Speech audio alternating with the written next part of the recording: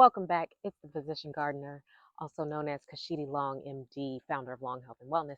I haven't done a garden update for you guys probably since like June, and so I'm gonna take you around, show you what's going on. Um, yeah, so let's get started. So let's see.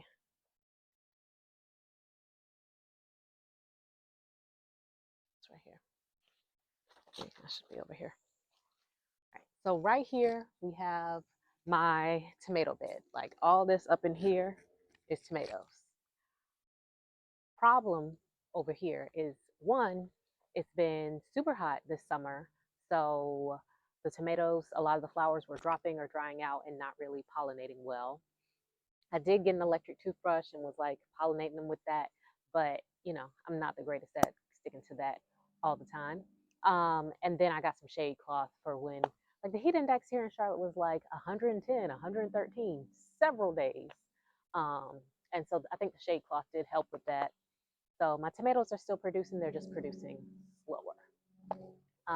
The other problem with this bed is that I had the bright idea to put beans in the bed.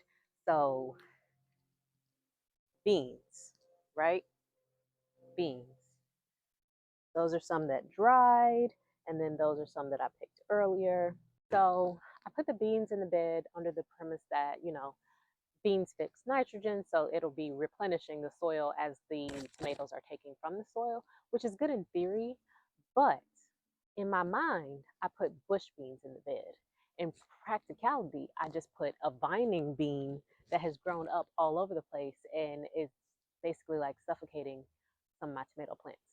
So I'm going to the green beans. They were delicious. Like I've picked and I've had a whole bunch of beans.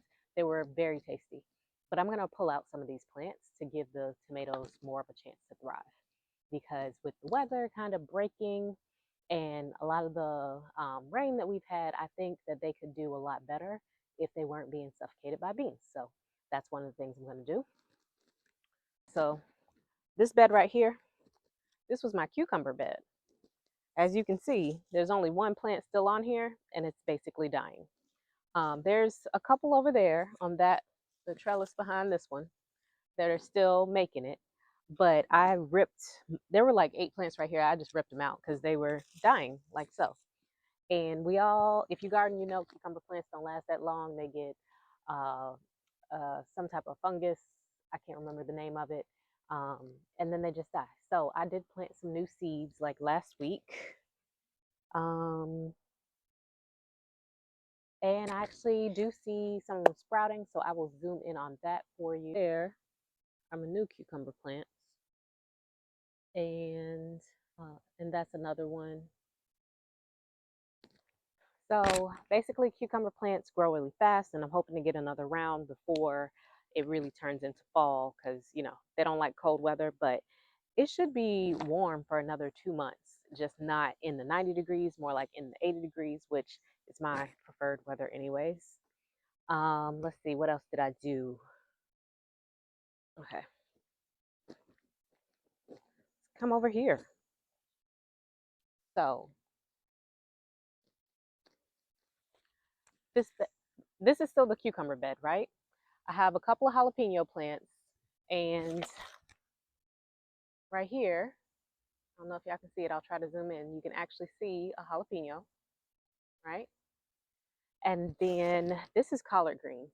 These collard greens got decimated by cabbage worms or moths or whatever you call it. So I pulled off a bunch of holy leaves or leaves with holes in them last week. And now it's actually growing back a lot better. It still looks like it's gotten a little bit eaten still, but it's not as holy. So it might be more like a small animal biting these uh, um, instead of the worms. So that's one part. Also, there were some smaller ones, like so, this right here, that were collards that I planted way back, I want to say probably in May, and they just never grew really well. And then I thought, well, maybe they weren't growing that well because they were too close together because I didn't thin them out. And so I pulled some of those and relocated them to like this right here is one, and then there's one right here. So hopefully those will do better and start to grow their fullest.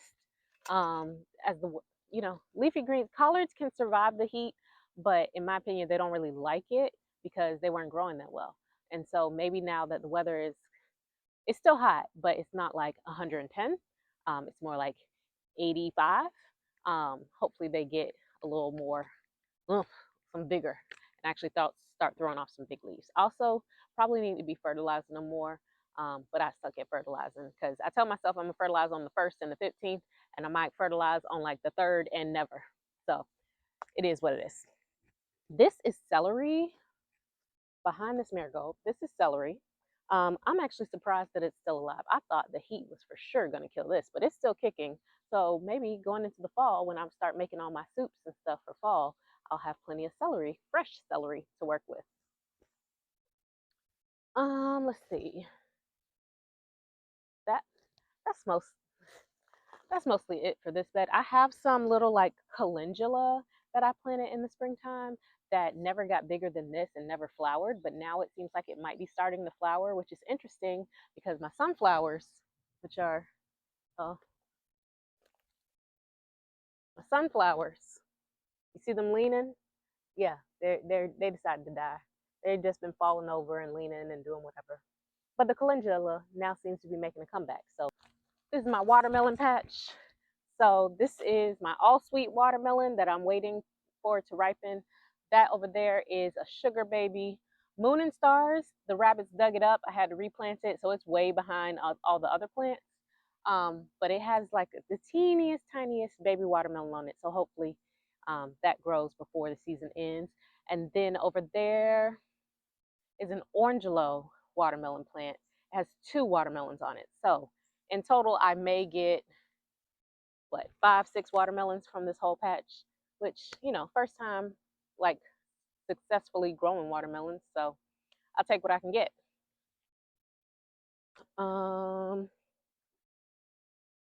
and if we look over there, you can see the rest of the bed for the tomatoes slash beans and bell peppers. And it's just a hot mess over there. I really need to prune and trim, and I'll take you over for a closer look. Let's see.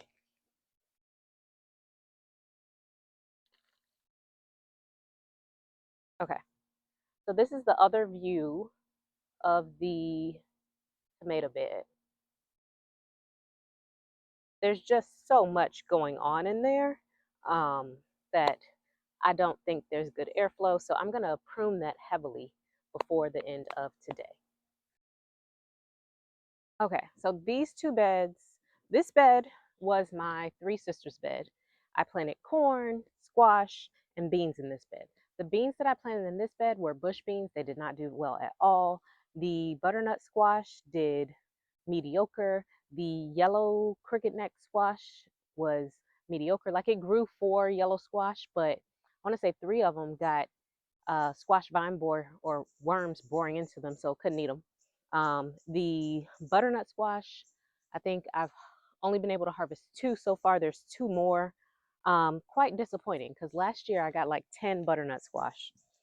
So I did replant seeds for the squash to try and get another harvest. We'll see how that goes. This was my brassica bed. And I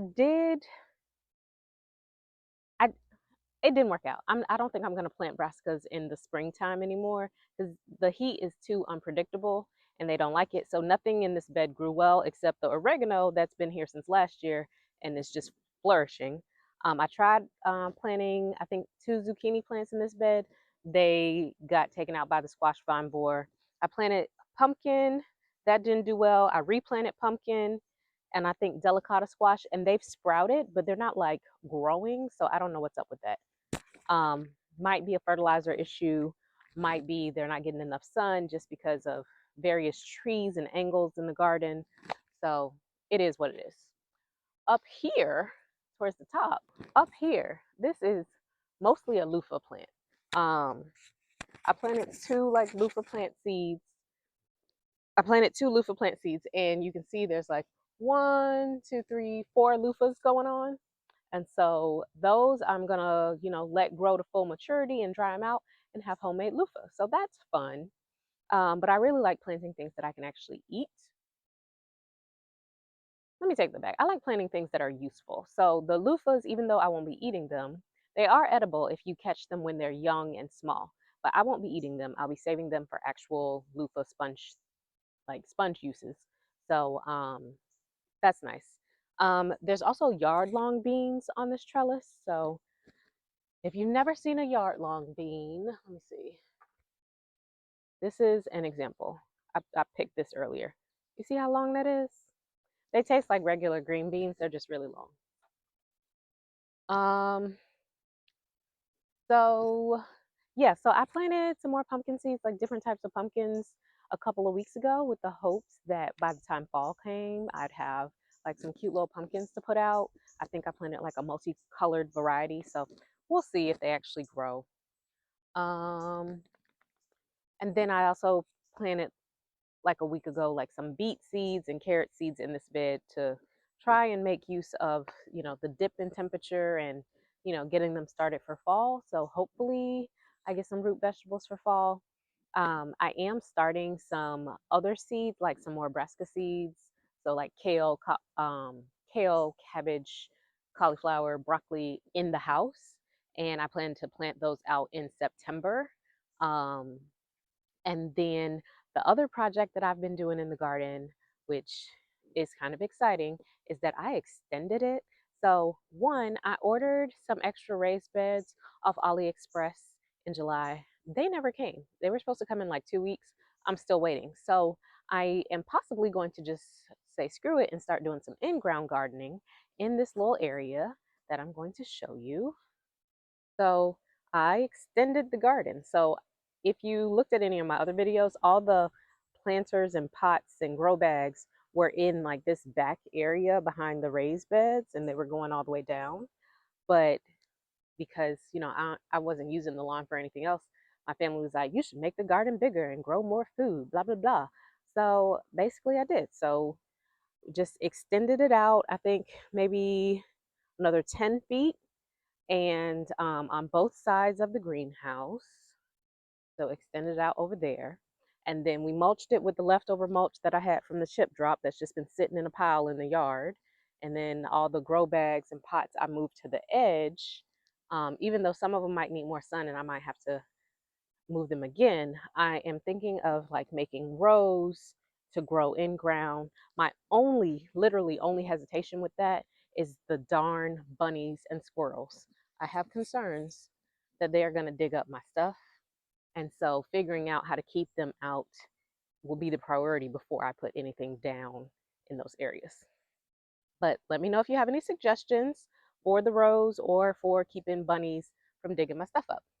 So that is pretty much it for this garden update. I'm sure there's something I forgot to show you, but let me know if you notice something and have any questions, and we can go from there. I will see you all next month, probably about the time that I'm ready to plant out my fall garden. In the meantime, don't forget to like, share, subscribe. Kashidi Long MD on all platforms.